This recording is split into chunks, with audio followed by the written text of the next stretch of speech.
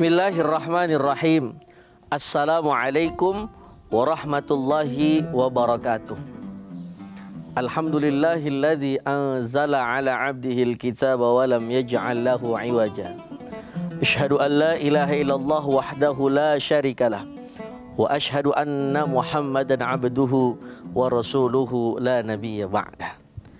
Tribuners yang dirahmati oleh Allah Subhanahu wa taala. Ketika kehidupan ini penuh dengan problematika dan masalah yang ada di sekeliling kita, tentu saja namanya manusia selalu berhubungan dengan manusia yang lainnya. Antara satu manusia dengan manusia yang lainnya mempunyai karakter yang berbeda. Ada yang orangnya periang, ada juga orang yang sukanya setiap hari ketawa mulu, pertanyaan orang apa orang gila itu. Ada juga orang yang memang setiap hari itu penuh dengan senyuman.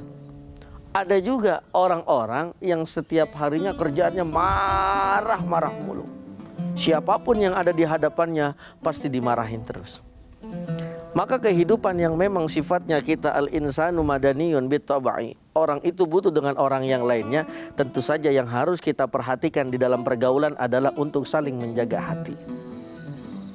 Kenapa seperti itu? Karena segala sesuatu problem timbulnya dari hati.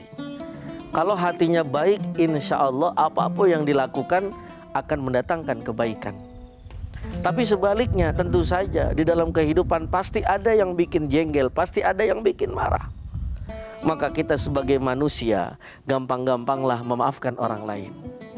Karena dulu baginda Nabi Muhammad SAW tentu saja dengan perjalanan beliau yang begitu panjang, beliau menemukan manusia-manusia dengan karakter yang berbeda.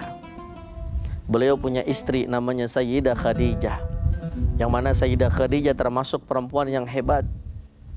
Beliau juga berteman dengan Sayyidina Abu Bakar As-Siddiq radhiyallahu an.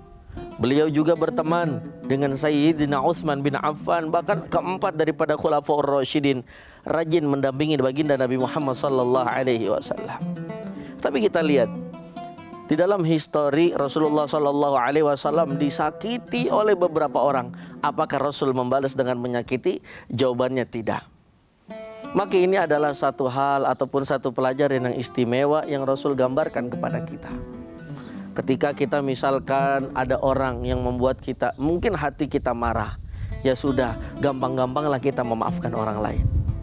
Ini sesuai dengan firman Allah Subhanahu wa taala di dalam surah Al-Isra ayat 34 yang nomor 3. Wal 'afina 'anil nas wallahu yuhibbul muhsinin. Berarti kalau kita termasuk orang-orang yang mampu memaafkan daripada segala kesalahan orang lain, maka kita termasuk orang-orang yang berada di jalan benar dari Allah Subhanahu wa taala. Maka dari itu, apalagi ini bulan suci Ramadan.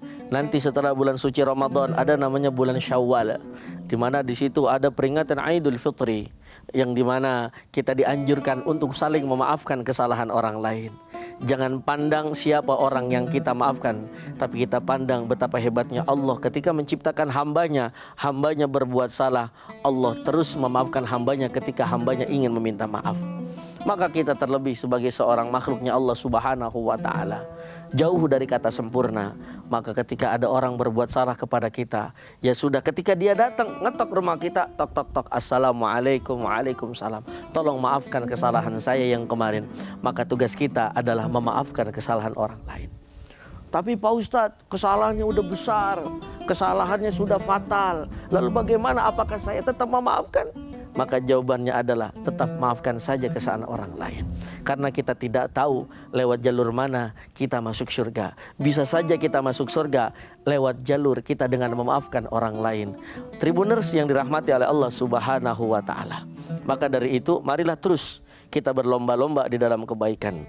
Jangan kita simpan dendam di dalam hati. Maka kalau dendam kita simpan di dalam hati, yang datang nanti satu, yaitu penyakit hati. Lalu lantas kalau sudah penyakit hati ada di dalam hati kita, di mana obatnya? Tidak ada obatnya di toko obat kecuali banyak-banyak menyebut nama Allah Subhanahu wa ta'ala.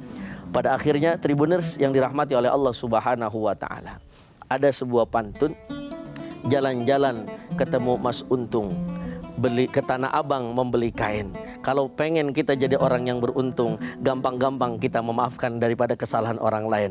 Wassalamualaikum warahmatullahi wabarakatuh. Download Tribun X sekarang, menghadirkan lokal menjadi Indonesia.